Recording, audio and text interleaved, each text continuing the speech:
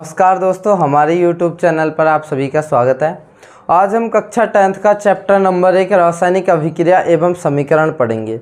इस चैप्टर में सबसे पहले पढ़ेंगे हम रासायनिक अभिक्रिया के बारे में।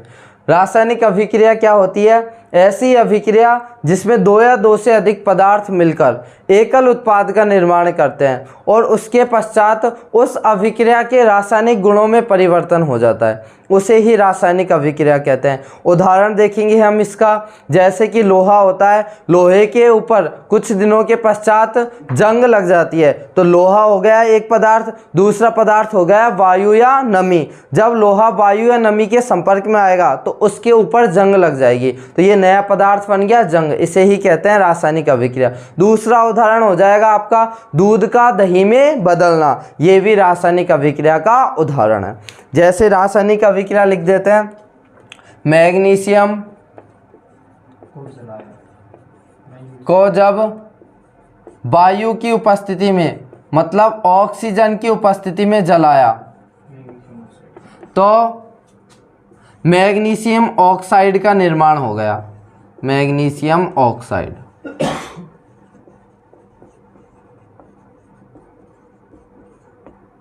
तो ये हो गया रासायनिक अभिक्रिया का उदाहरण। अब आगे पढ़ेंगे रासायनिक समीकरण। रासायनिक समीकरण देखिए क्या होता है। रासायनिक अभिक्रिया को, ये है आपकी रासायनिक अभिक्रिया। रासायनिक अभिक्रिया को जिस समीकरण के रूप में व्यक्त किया जाता है उसे रासायनिक समीकरण कहते हैं। यह है आपका मैग्नीशियम, तो 2Mg, मैग्नीशियम का प्रतीक होता है Mg, प्लस ऑक्सीजन का प्रतीक होता है O2। जब इन दोनों पदार्थों की अभिक्रिया करवाएंगे तो मैग्नीशियम ऑक्साइड का निर्माण हो जाएगा। और मैग्नीशियम के ले लिए 2 अणु, इधर भी मैग्नीशियम के 2 अणु। तो ये हो गई आपकी रासायनिक समीकरण की परिभाषा, रासायनिक अभिक्रिया और रासायनिक समीकरण। अब हम देखेंगे अभिकारक। इस अभिक्रिया में अभिकारक और उत्पाद, तो ये जो एरो का निशान है इससे इधर वाला जो भाग होता है इसको बोला जाता है लेफ्ट हैंड साइड, मतलब बाईं तरफ। और ये जो तीर के निशान से इधर वाला भाग होता है इसको बोला जाता है RHS, राइट हैंड साइड। तो LHS को तो अभिकारक कहा जाता है और RHS को उत्पाद। तो तीर के निशान से इधर वाला भाग हो गया अभिकारक, तीर के निशान के इधर वाला भाग हो गया उत्पाद। तो ये हमारा अभिकारक है और ये हमारा उत्पाद है। अगर अभिकारक एक से अधिक होते हैं तो उनके बीच में प्लस का चिन्ह आ जाता है। अगर उत्पाद भी एक से अधिक 2 होते हैं तो उनके बीच में भी प्लस का चिन्ह आ जाता है। तो ये हो गया रासायनिक अभिक्रिया, रासायनिक समीकरण, अभिकारक और उत्पाद। तो अभिकारक और उत्पाद दोनों के बीच में तीर का निशान लगाया जाता है और ये तीर का निशान हमेशा ऐसा ही लगेगा, ये नहीं कि इसको ऐसा लगा देंगे। तो ये आपके हो गए अभिकारक और उत्पाद। अब हम देखेंगे रासायनिक अभिक्रियाओं के प्रकार। आपके पहले चैप्टर में 7-8 अभिक्रियाएं दी हुई है। तो नंबर 1 अभिक्रिया है आपकी संयोजन अभिक्रिया। संयोजन अभिक्रिया, और संयोजन का अर्थ होता है जुड़ना। संयोजन का अर्थ है जुड़ना। इसमें क्या होगा, इस अभिक्रिया में 2 या 2 से अधिक पदार्थ जुड़ेंगे और एक पदार्थ का निर्माण होगा। ऐसी रासायनिक अभिक्रिया जिसमें 2 या 2 से अधिक पदार्थ जुड़कर एकल उत्पाद का निर्माण करते हैं, संयोजन अभिक्रिया कहलाती है। ऐसी अभिक्रिया जिसमें 2 या 2 से अधिक पदार्थ जुड़कर एकल उत्पाद का निर्माण करते हैं संयोजन अभिक्रिया कहलाती है। जैसे कि इसका उदाहरण हो जाएगा CaO, इसको बोलते हैं कैल्शियम ऑक्साइड, प्लस H2O, ये होता है जल का फॉर्मूला, इजिकल टू CaOH का होल ट्वाइज प्लस ऊष्मा। ये हो गई आपकी संयोजन अभिक्रिया। ऐसी रासायनिक अभिक्रिया जिसमें दो या दो से अधिक पदार्थ जुड़कर एकल उत्पाद का निर्माण करते हैं संयोजन अभिक्रिया कहलाती है। इसको बोलते हैं, रासायनिक नाम होता है कैल्शियम ऑक्साइड, और इसको बोला जाता है बिना बुझा हुआ चूना। बिना बुझा हुआ चूना, ये आपका जल का फॉर्मूला होता है। इसको बोलते हैं, रासायनिक नाम है कैल्शियम हाइड्रोक्साइड, इसको बोलते हैं बुझा हुआ चूना। तो ये आपकी संयोजन अभिक्रिया कंप्लीट। ऐसी अभिक्रिया जिसमें दो या दो से अधिक पदार्थ मिलकर या जुड़कर एकल उत्पाद का निर्माण करते हैं उसे संयोजन अभिक्रिया कहते हैं। इसका समीकरण हो जाएगा CaO plus H2O is equal to CaOH का होल ट्वाइस प्लस उष्मा। CaO बिना बुझा हुआ चूना, H2O जल, CaOH का होल ट्वाइस जिसको बोला जाता है बुझा हुआ चूना। अब हम पढ़ेंगे आगे। अब देखिए हम पढ़ेंगे इस अभिक्रिया से रिलेटेड एक नोट दे रखा है आपकी बुक में। नोट क्या है कि ये जो आपका बुझा हुआ चूना होता है, ये बुझा हुआ चूना, शुष्क बुझा हुआ चूना वायुमंडल में उपस्थित CO2 के साथ धीमी गति से अभिक्रिया कर लेता है, और धीमी गति से अभिक्रिया करके यह कैल्शियम कार्बोनेट और जल का निर्माण कर लेता है। आपने देखा होगा ये जो दीवारों पर चमक आती है सफ़ेद रंग की पुताई करने के बाद, ये आती है कैल्शियम कार्बोनेट के कारण, कि जब शुष्क बुझा हुआ चूने की अभिक्रिया, इसको शुष्क बुझा हुआ चूना, इस शुष्क बुझे हुए चूने की अभिक्रिया कार्बन डाइऑक्साइड के साथ करवाई जाती है तो कैल्शियम कार्बोनेट का निर्माण हो जाता है, और यह कैल्शियम कार्बोनेट को ही बोला जाता है संगमरमर। कैल्शियम कार्बोनेट को बोला जाता है संगमरमर। तो आपने देखा होगा दीवारों पर जब पुताई कर दी जाती है तो उसके 2-3 दिन बाद चमक आती है। उसका रीज़न क्या है? क्योंकि ये बुझा हुआ चूना धीमी गति से, स्पीड से नहीं, धीमी गति से अभिक्रिया करता है CO2 के साथ, और धीमी गति से अभिक्रिया करके कैल्शियम कार्बोनेट की परत बना लेता है जिसे संगमरमर भी कहते हैं, जिसके कारण हमें दीवारों पर 2-3 दिन बाद चमक दिखाई देती है। अब अगली अभिक्रिया पढ़ेंगे संयोजन के बाद। नेक्स्ट अभिक्रिया है आपकी दूसरी अभिक्रिया है ऊष्माक्षेपी अभिक्रिया। ऊष्माक्षेपी अभिक्रिया किसे कहते हैं? देखिए, एक है आपकी ऊष्माक्षेपी और एक है ऊष्माशोषी। नंबर दूसरी अभिक्रिया ऊष्माक्षेपी अभिक्रिया, और नंबर 3 अभिक्रिया है ऊष्माशोषी अभिक्रिया। तो ऊष्माशोषी, शोषी से बन जाएगा यहाँ पर अवशोषण करना।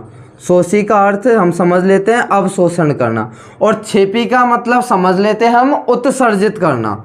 ये वर्ड आपको याद रखने, इनसे आसानी से आप लोग अभिक्रियाओं को लिख सकते हो। शोषी का मतलब तो क्या हो गया? अवशोषण करना। क्षेपी का मतलब क्या हो गया? उत्सर्जित करना। तो अब इनकी परिभाषाएं देखिए। सबसे पहले ऊष्माक्षेपी की अभिक्रिया, ऐसी रासायनिक अभिक्रिया जिसमें उत्पाद के निर्माण के साथ साथ ऊष्मा भी क्या होती है? उत्सर्जित होती है, या ऊष्मा भी उत्पन्न होती है, ऊष्माक्षेपी अभिक्रिया कहलाती है। ऐसी रासायनिक अभिक्रिया जिसमें उत्पाद के निर्माण के साथ साथ ऊष्मा भी उत्सर्जित होती है, ऊष्माक्षेपी अभिक्रिया कहलाती है। अब इसका समीकरण हो जाएगा CH4 plus 2O2 is equal to CO2 plus 2H2O plus ऊष्मा।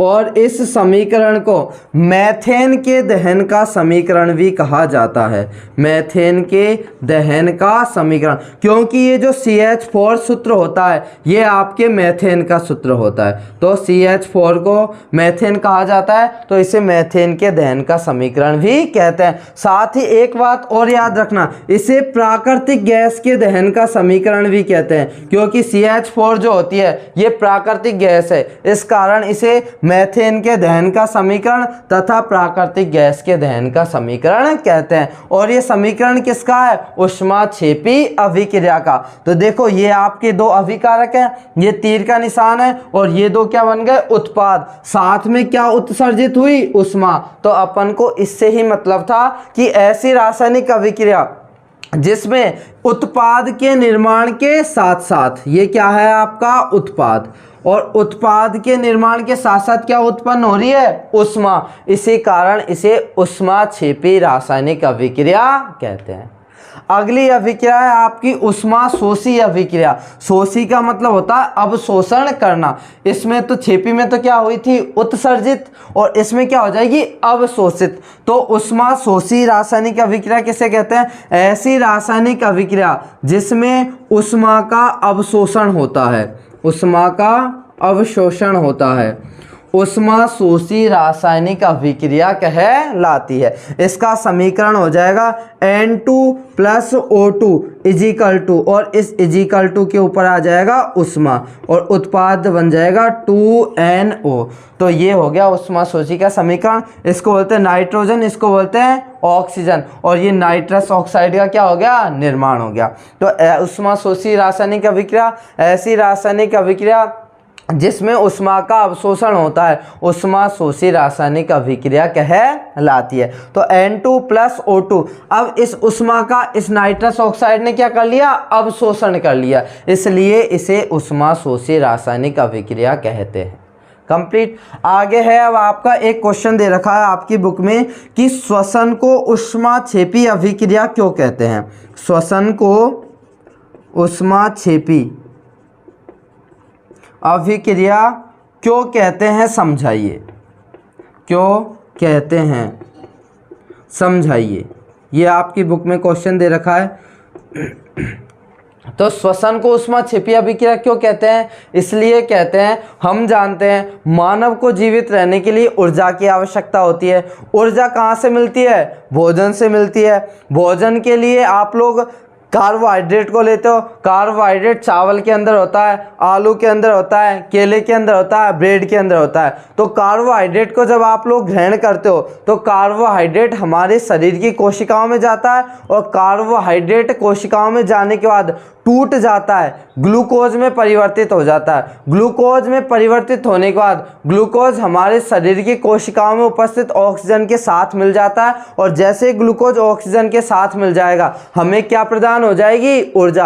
आपने टीवी में ऐड भी देखा होगा, ग्लूकोन डी का ऐड आता है, उससे एक लड़का पानी, वो ग्लूकोन डी पी लेता है पानी के साथ, उसके अंदर एनर्जी आ जाती है। तो ग्लूकोज से क्या मिलती है हमें? एनर्जी। तो भोजन से क्या मिलता है हमें? ग्लूकोज, और ग्लूकोज से क्या मिलती है? एनर्जी। और इन पदार्थ, काफी पदार्थों के अंदर पाया जाता है कार्बोहाइड्रेट, कार्बोहाइड्रेट से मिलती है ऊर्जा। तो इसका समीकरण देखिए, श्वसन को ऊष्माक्षेपी अभिक्रिया क्यों कहते हैं? मानव को जीवित रहने के लिए ऊर्जा की आवश्यकता होती है। ऊर्जा भोजन से मिलती है, चावल, आलू, ब्रेड आदि में कार्बोहाइड्रेट मिलता है। कार्बोहाइड्रेट के टूटने से ग्लूकोज बनता है। ग्लूकोज शरीर की कोशिकाओं में जाता है, ऑक्सीजन के साथ मिल जाता है, और मानव को ऊर्जा प्रदान करता है। समीकरण हो जाएगा, और इसे ही क्या कहते हैं? श्वसन को ऊष्माक्षेपी अभिक्रिया कहते हैं। समीकरण हो जाएगा C6H12O6। ये हो गया ग्लूकोज का सूत्र।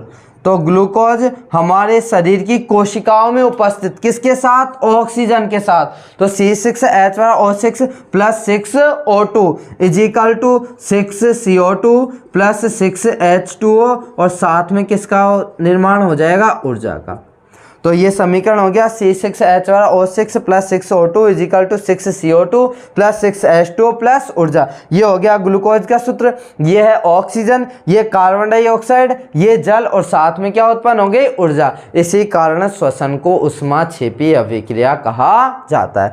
अगली अभिक्रिया पढ़ेंगे, अगली अभिक्रिया है वियोजन अभिक्रिया। और वियोजन का मतलब होता है टूटना। ये वर्ड आपको याद रखने पड़ेंगे, इन वर्डों से आसानी से आप अभिक्रिया लिख सकते हो। संयोजन का मतलब जुड़ना, वियोजन का मतलब टूटना। अब जैसे ये मार्कर है, एक मार्कर है, इसको मैं तोड़ दूंगा, कितने हिस्से हो जाएंगे इसके? 2। तो एक, ये एक, इसको मान लो अभिकारक। तो एक अभिकारक से कितने उत्पाद बन गए? 2 उत्पाद बन गए। तो इन 2 उत्पादों को क्या कहेंगे?